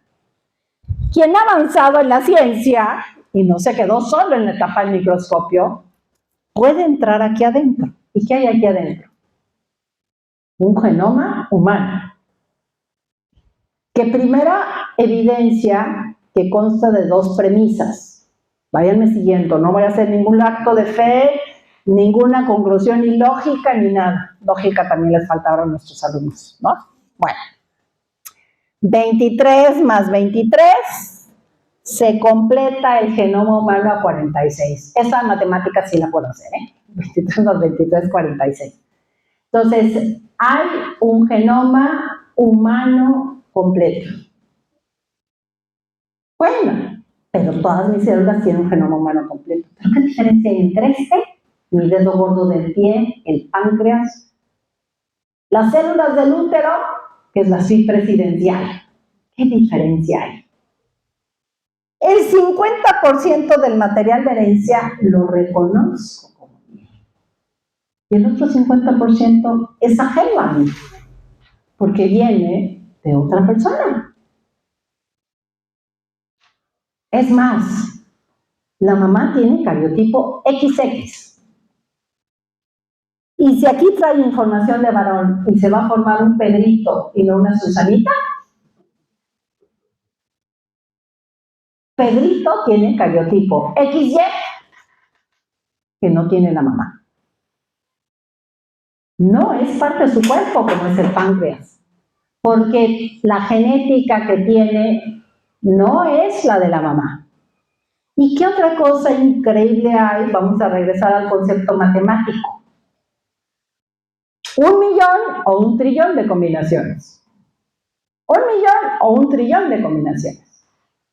¿Cuántas combinaciones se pueden unir? 1 millón por 1 millón, 1.000 millones. Para que vuelva a ser la misma combinación. Si es el cálculo de 1 trillón por 1 trillón, trillón creo que es un 1 con 36 ceros, si no me equivoco. Este es un hexallón de posibilidades, que ya no me pregunten cuántos ceros ya. ¿Sí? Es decir, premisa 1, se completa el genoma humano. Premisa 2, el genoma presente aquí es una combinación nueva entre un hexallón, única entre un hexallón, irrepetible entre un hexallón. En una sola palabra, esas 3 palabras, nueva, única y irrepetible, quiere decir individual. Individual no es indivisible. Indivisible quiere decir que no se puede dividir. Y les voy a enseñar cómo se divide aunque no haya gemelos. Primera premisa, es un genoma humano completo. El de aquí. Esto es bastante individual, pero es incompleto. Es un genoma individual. Conclusión de las 2 premisas, es un individuo humano. Distinto a su padre y a su madre, compartiendo el 50% del material de herencia. ¿Queda claro? Que no hubo brincos de fe, ni es mi opinión. ¿No? Está en todos los libros. Perfecto. Bien. No solamente hay esa, ya voy acabando. Bueno, aquí lo estamos viendo cuando se unen. Lejeune lo llegó a decir, aquí está, desde el momento de la fecundación, desde el instante que a la célula femenina le llega toda la información que contiene el espermatozoide, existe un ser humano. Lo solía reconocer el Consejo Europeo, hoy llamado Parlamento Europeo, pero bueno, pues lástima que ya todo eso se va borrando por ideas, ¿ok? Esto es extraordinariamente importante para el tema de la ética de la vida, hoy llamado bioética.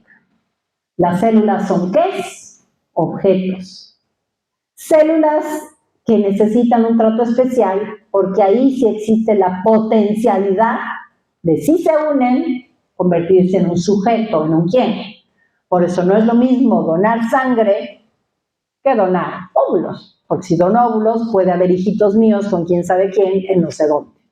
¿Sí? Una gran diferencia. El óvulo a secas es un qué, el óvulo fecundado es un quién. Una cosa es dejar células congeladas, otra cosa es dejar diminutos seres humanos, hijos del señor Pérez y la señora González, que ya sabíamos si es Pepito, Susanita, González Pérez, congelado. Muy importante tener esto claro. Supongo que quienes hacen cada barbaridad y consienten cada barbaridad no lo tienen claro, porque no sería muy maquiavélico el asunto. Bueno. Si no es suficiente esa evidencia, vamos a poner otras totalmente racionales, puestas aquí. Fíjense. A partir de que sucede la concepción, esa es la trompa de Falopio, el óvulo vive, es un misterio la reproducción, una maravilla. Y yo nada más alcanzo a entender estrechamente lo biológico, pero un filósofo y un teólogo caería de rodillas. Porque yo me quedo en lo cortito en la biología, ¿sí? En el tercio externo de la trompa de Falopio sale el óvulo. El óvulo solo vive de 12 a 24 horas y es fecundable de la hora 6 a la 12. O sea, la ventana de fertilidad para que yo esté aquí y no un hermano o una hermana mía fue de 6 horas de ese día en preciso. Y el espermatozoide tiene que llegar desde el lugar donde es depositado en el acto de amor más grande, más sublime, más maravilloso, querido por Dios en el matrimonio, se depositan cientos de millones de espermatozoides en la vagina de la mujer y desde ahí, con un fracalito, tiene que nadarse el tercio externo para encontrarse en las 6 horas en la cita romántica, ¿sí no? Entonces, cada uno de nosotros está aquí porque mis papás se entregaron ese día en preciso. ¿Cuál es el regalo más grande que recibimos de nuestros papás? La existencia. Podemos hacer lista de todos los defectos de los papás, como todos tenemos, pero no puedo dejar de agradecer lo más grande, la existencia. O si todavía están aquí, salen y les llaman por teléfono y les dan las gracias. Y si no, pues la adoración, no sé si está todo el tiempo, pero pues ahí espiritualmente van y le dicen, muchas gracias por pagar lo más grande. Ahora, si lo cambiamos al matrimonio, ¿cuántos seres humanos esperan la existencia de nuestra combinación genética? Un asunto súper serio. Bueno, entonces una vez que empezamos la existencia, que fuimos embriones de una sola célula bien redondita, hacemos el primer viaje, viajamos 5 días, no para llegar a Barcelona caminando. 5 días por la trompa de la Falopio de la mamá. Y llegamos, entonces cada 24 horas se duplica nuestro cuerpo. Entonces la célula de la izquierda forma parte del cuerpo de este embrión, que ahí no recibe otro nombre más que embrión bicelular, a las 48 horas tetracelular. Después desde 8 células, y es cuando recibe también otro nombre técnicamente que se llama la mórula. Cada una de las células tienen 46 cromosomas, esta igualita a estos y estos, diferente al papá y a la mamá. Y entonces sí se divide la genética. Y llegamos al útero en fase de blastocisto, que es muy conocido para todo el tema de obtención de células madre embrionarias, que pues ahorita no me voy a entretener, pero este tema sirve de base para muchos, ¿no? Entonces aquí lo vemos como es un continuo. Entonces, este desarrollo es autónomo. Y es el desarrollo de una gelatina o de un ser vivo. Si yo cursé nada más preescolar, lo puedo entender, ¿no? Decimos, los seres vivos nacen, crecen, se reproducen, mueren, respiran, se alimentan, ¿no? Cumple todos los requisitos. Los seres inertes, las gelatinas, no se duplican, son aminoácidos y agua. Si yo meto una gelatina y llegan las visitas, no encuentro 4 gelatinas. Si acaso media gelatina porque todo el mundo pasó. Ay, es que el doctor dijo que es una gelatina. ¿Tú qué le crees, no? Pero mis señoras de campo que no han llevado a escuela y que no las han contaminado de idea, pues sí puede que sea una gelatina, ¿no? Si yo nunca he sacado 4 gelatinas, me he sentido como un bárbaro. Entonces es un desarrollo autónomo porque aquí está dentro de la mamá, pero cuando ese desarrollo se hace en el laboratorio, la mamá puede estar en otro continente. Lo hace autónomo, lo hace solito, por el genoma que tiene presente en la concepción. Y entonces es un desarrollo ininterrumpido. Si no es quien es, no hay ningún momento donde se convierta en otra cosa. Algunos dicen, cuando se implanta, ya se convierte, bueno, ya implantado completo a los 14 días, contéstame 2 cosas biológicas. ¿A qué especie pertenece antes? Si 46 cromosomas humanos, viene de gametos humanos. Pues es un cuchicuacino. ¿Qué es un cuchicuacino? Ahora dime, casazo de evolución. Un cuchicuacino evoluciona en 14 días, ¿no? Cuando al revés, la evolución en millones de años no se ha podido comprobar y por eso sigue siendo el famoso eslabón perdido. ¿Sí? Entonces es un continuo. Soy el mismo, es el mismo el recién nacido que el cigoto. Es el mismo el que hoy somos un ancianito, cuando fuimos preescolares, cuando fuimos, ¿sí?, recién nacidos. Es un continuo, es un interrumpido todo el desarrollo, ¿verdad? Y termino diciéndoles aquí, la última, ¿verdad?, que al quinto día llegamos al útero matriz, que tiene que estar perfectamente preparado. Estas son fotos reales, ¿verdad? Tiene que haber un endometrio que se hizo gordito, se llenó de nutrientes, cosa que cuando una mujer se somete a esteroides hormonales, no prepara bien, ¿verdad? Entonces, si hay ovulación y hay un marido que la ama, va a haber un Miguelito Sánchez Jiménez que va a llegar y no va a tener su suite presidencialista. Por eso, Pablo VI también dijo, el aborto es una consecuencia del anticoncepcionismo. Es con lo que se resuelve la falla anticonceptiva. Tenemos que trabajar con el tema anterior o vamos a seguir perdiendo todo. ¿Sí? Entonces, autónomamente llega en su fase blastocisto y suelta, decide entre comillas dónde se implanta. La mayoría se implanta en la cara superior y posterior del útero. Unos se me implantan por aquí abajo y entonces la mamá empieza a sangrar, me la ponen en repaso, le hacen el cerclaje y tiene que estar acostadita, ¿no? Pero la mayoría allá arriba.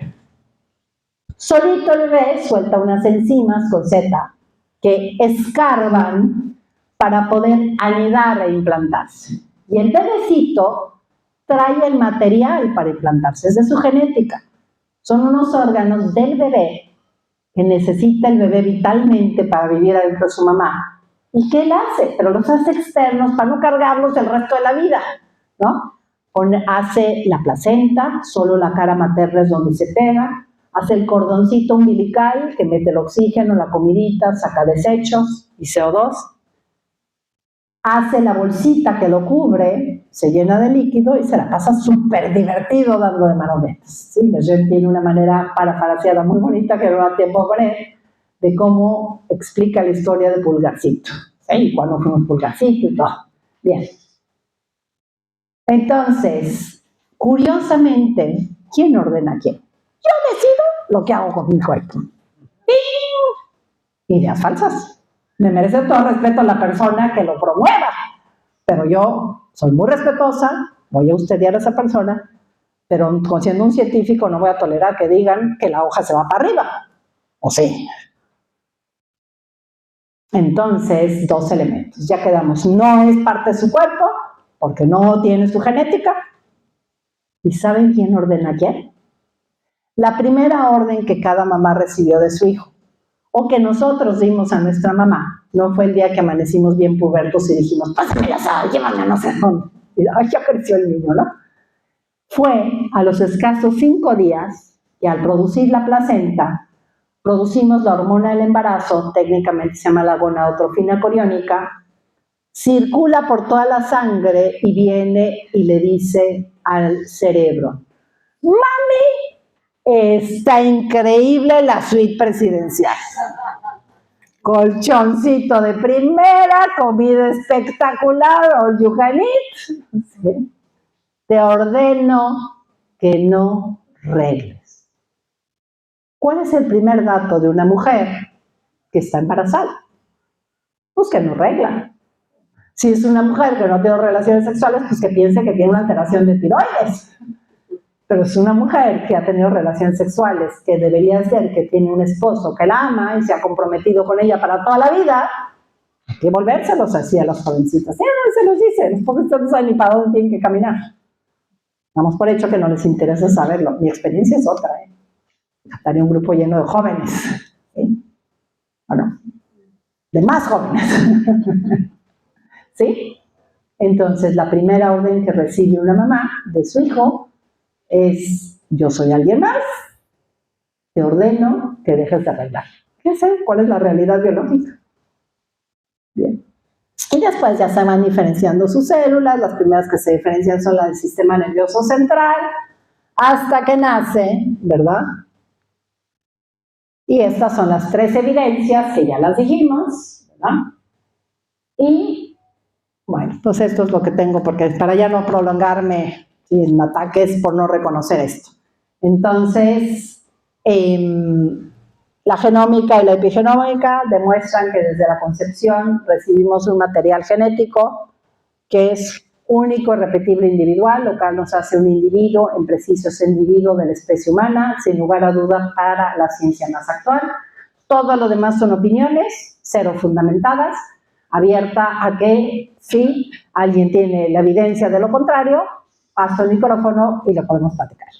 O me pasa todos los artículos que quiera, ¿verdad? Es un desarrollo autónomo, sí hay una dependencia del hijo con la madre, pero es una dependencia extrínseca. Lejeune me lo explicó, es como la del astronauta con la nave madre. Un astronauta en el espacio tiene que estar enchufado para recibir oxígeno, no salir volando porque no hay gravedad, y le pasan su shake de astronauta. Pero si dijéramos, el astronauta es propiedad de la nave madre, Apolo 54, diríamos que ridícula noticia, independientemente, ¿verdad? Aquí pasa lo mismo, ¿sí? Por los primeros 14 días es tan independiente que come de las células que lo rodean, está respirando y comiendo el bebecito cuando se desarrolla en la trompa, porque gasta ATPs, incorpora ATPs, que son las moléculas de energía, por eso hace las membranas y las proteínas y todo.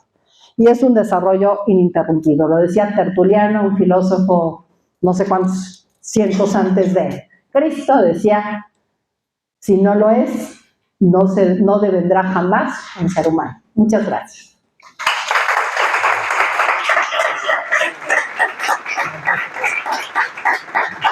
Bueno, antes de que acabemos, porque me voy a apasionar y se me va a olvidar, aquí está la oración de Lejeune, si alguien se la quiere llevar. Lejeune es ya venerable desde el 21 de enero desde el 2021. Estamos esperando el milagro para la beatificación, entonces hay que rezarle mucho, sobre todo si tienen casos de temas de la vida, ¿verdad? Y la otra cosa, por si quieren, si alguien se va saliendo, yo la verdad es que mañana creo que tenemos que irnos a las 8:15 de la mañana. Antes de esa hora, yo puedo quedarme desde ahorita hasta entonces a contestar todas las preguntas que tengan. Las que no sepa, pues les diré, esa no me la sé, ¿sí? Yo vengo feliz, soy, como prometí en los estatutos de la antigua academia, hechos por Lejeune, autorizados por el Papa San Juan Pablo, ¿sí? Servidor de la vida y apóstol de la verdad. Me dedico a la misión de la vida y de la verdad. He venido con toda la alegría del mundo, pero si alguien quiere hacer una ofrenda, que dejamos una canastita, que usaré para seguir promoviendo esto en lugares muy sencillos, ¿verdad? Ahorita yo estoy viniendo prácticamente por mis medios, ¿sí? Perfecto. También con esa me empecé a ayudar a sacerdotes y religiosos en temas de salud, empezando por el COVID, pero pues como ahora ya no hay COVID, los sigo ayudando en muchos temas de salud, me sirve también para ayudar.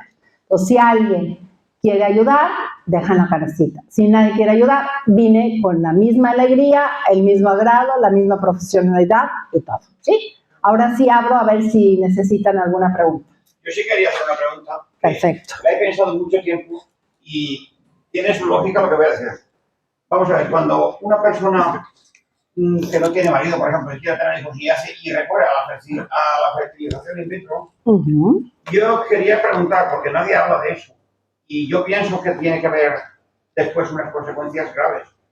Me refiero para el futuro niño que va a venir. ¿Qué consecuencias? ¿Qué consecuencias físicas y sobre todo también qué consecuencias psicológicas? Me refiero que a nivel físico, de momento se ha roto todo lo del amor, con lo cual pues ahí ya es un desorden. Pero luego a nivel psicológico, cuando se entere de que en vez de salir de una mamá, ha salido de una máquina, ¿cómo se combina eso? Yo no sé, pero nadie habla de esto, pero yo me imagino que eso tiene que haber algún problema gordo. Muy bien, muchas gracias por su excelente pregunta, ¿sí? No era el tema de hoy, pero tiene mucha relación porque hemos estado hablando de los embriones y pues por lógica, pues no debe ser lo mismo empezar mi vida en lo calientito del cuerpo de mi mamá, ¿verdad? En un frío platito de laboratorio y después pasar y a ver si pega o no. Entonces, Primero, no es ético porque la vida, siendo un don, no es un derecho, fruto de la donación de los esposos, se sustituye por un acto técnico. ¿Cuál es el error de cualquier proceso de fertilización artificial, incluyendo la inseminación? Que no hay entrega esponsal, hay un acto técnico, ¿sí? Entonces, tiene muchos problemas éticos. Esa es la razón principal por la cual no está bien, porque la técnica tiene muchos problemas éticos. Y en las circunstancias, tiene razón, tiene efectos adversos psicológicos y físicos, de los cuales poco se ha hablado y cada vez vamos sabiendo más, ¿sí? Indudablemente, las malformaciones aumentan.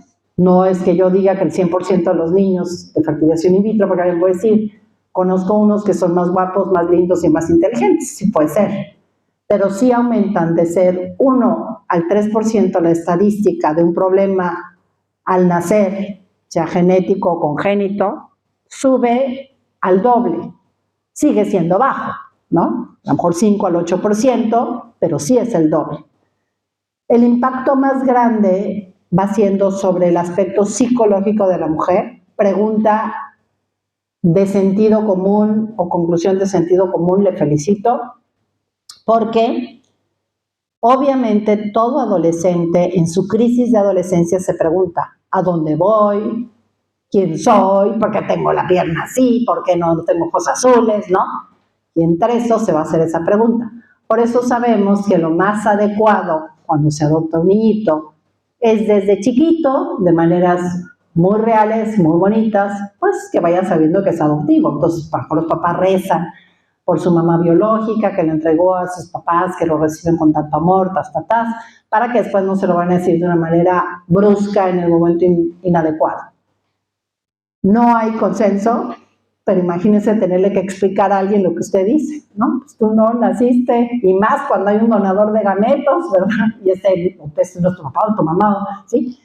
Se han visto algunos efectos de tipo neurológico, entonces sí, tiene razón, hay efectos físicos y psicológicos sobre los niñitos cuando hay esta técnica. Hay también efectos sobre el matrimonio, ¿sí? Pero la razón principal por la cual está mal es porque la técnica, el medio u objeto, el que hago es incorrecto, ¿sí? Pero se habla poco, estoy totalmente de acuerdo con usted. ¿Sí? O nada, bueno, poco para no decir nada, perfecto. Sí, diga. Una hermana mía psicóloga y dice que estaban diciendo que entre los fecundados in vitro se daba un porcentaje mucho más alto de autistas o de síntomas autistas. El autismo es uno de los temas más difíciles de estudiar causa y efecto, pero sí, incluso por ejemplo los chiquitos con síndrome Down tienen más autismo. Ahora estamos viendo el efecto de la tecnología de DNA y RNA sobre el autismo, sobre todo entre los varoncitos, pero tenemos todavía el autismo, es como decir dolor de cabeza, es muy amplia la gama de razones por las cuales sucede, y muchas veces lo más difícil de estudiar en medicina es causa-efecto. Lo pueden reafirmar los doctores aquí presentes. Sí, diga. Ya sería extendernos mucho, pero ya no quiero ni pensar lo del vientre subrogado, ¿no? Porque hay fábricas de bebés, hay granjas de bebés, que si sale 2 niños, solo quieren uno. Sí, eso se llama la reducción fetal. Lo encaran y luego no lo quieren porque ya han tenido uno biológico. O porque trae trisomía 21 o lo que sea. Hay muchos problemas prácticos. Y los niños no son de nadie.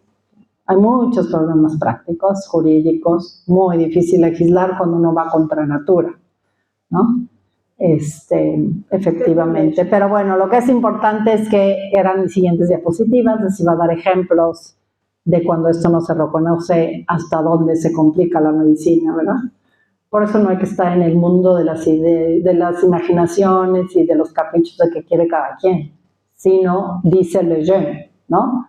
El mejor dominio, las mejores leyes de la investigación es el respeto de las leyes propias de la naturaleza. Una super frase de Lejeune, ¿sí? Pero efectivamente, es un tema tan largo que ayer vimos 2 horas de ese en el seminario en Alicante primero y después 1 hora de preguntas y hice lo mismo en la noche. Pero bueno, vieron una aplicación concreta. Lo que se congela, lo que se pasa, lo que se tira, lo que se selecciona genéticamente, ya queda claro hoy que no son células, no son gelatinas, son diminutos seres humanos que obviamente no hacen que comprenda la persona que se somete, ¿no? Porque pues difícilmente alguien que está añorando y valorando tanto la vida de un hijo, pues se dedicaría a desechar unos y dejar abandonados otros y todo lo que pasa. Pero es curioso que también por el sentimiento de que cuando uno se desea un hijo es capaz de meterse en una fecundación in vitro cuando realmente lo que está haciendo es poner en manos de otras personas, ¿no? Pues la vida humana, ¿no? Es decir, sus propios hijos. Que estamos en una sociedad que es muy difícil dentro del sentimiento, ¿no? A esa persona en ese momento, porque a nivel matrimonial también es un tema difícil, ¿no? Es decir, estamos deseando hijos, no los tenemos. Y llega un momento que ese deseo está por encima de lo razonable. Sí, exacto. El problema hoy, y lo expresó brillantemente San Juan Pablo II y después Benedicto XVI, se llama el relativismo ético, ¿no? Entonces, hago las cosas porque me nace, me late, ¿no? Siento, y en cambio la ética es una ciencia racional, ¿no? Entonces, cuando uno aplica la ética a la toma de decisiones, yo les digo a los jóvenes, te voy a enseñar la ciencia que te va a ayudar a ser feliz. ¿Cómo hay una ciencia para tomar decisiones? Sí, ¿no? Porque todo lo demás es relativismo, que en el momento puede ser muy placentero, por ejemplo, tener una relación sexual, que dudo que lo sea, sobre todo para las jovencitas muertas de pánico y cada mes sufriendo si les va a bajar, si no les va a bajar, y sí, pobrecillas, ¿verdad? Pero las consecuencias son para toda la vida, ¿no?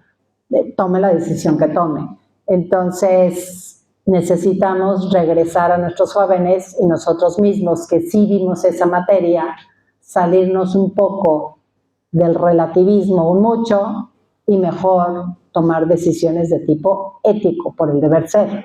Hay una matemática para decidir.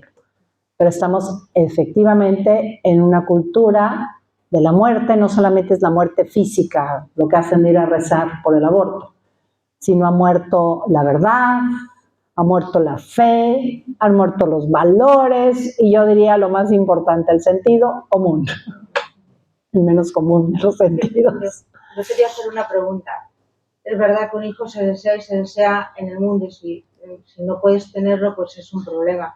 Pero ¿por qué se piensa tanto en las técnicas de fertilización y se piensa tan poco en la adopción? Exacto, porque primero, la adopción, o sea, lo que hay atrás de la mayor parte de la cultura de la muerte en temas de la vida es un interés fortísimo económico. Pues ahí está. Fortísimo, ¿no? Entonces, obviamente las técnicas es un interés fortísimo económico, hay asistencia sin suplir el acto esponsal y resolver los temas, que es caro, pero no tan caro como las técnicas, ¿no? Y la adopción no solamente es un acto de generosidad, pero es una vocación también. Entonces, ¿por qué no se plantea? Porque primero hago un negocio. Sí tenemos la experiencia, trabajo con varios centros de ayuda a la mujer embarazada que tienen la posibilidad de dar a sus hijitos en adopción en nuestros países. Todavía hay niños en adopción, niños con síndrome de Down, pero si no nos ponemos listos vamos a llegar al momento de cultura de la muerte, ¿no? Más pronunciado. La mayor parte de los que hoy nos están llegando a adoptar, recién nacidos, ya llevan 10 años intentando técnicas. Y ya hasta el final, doctor, ya que les cobró todas, dice, ay, ¿y por qué no piensas en la adopción? Es porque ya pues sangraron, obtuvieron el interés económico que necesitaban. No solamente es la técnica, es el segundo punto de venta de las farmacéuticas en los países latinoamericanos después de los analgésicos, antes que los antibióticos, las quimios y todo, son los hormonales. Los hormonales que se usan para anticoncepción, los hormonales que se usan para fabricar bebés, porque tienen que llenar de hormonas a una mujer, y los hormonales que se usan como reemplazo hormonal. Es una súper ganancia bárbara. ¿sí? Entonces hay que colocar en medio de una decisión ética el bien de la persona, no de mi bolsa, ¿no? Bueno, muy bien. ¿Qué otra pregunta?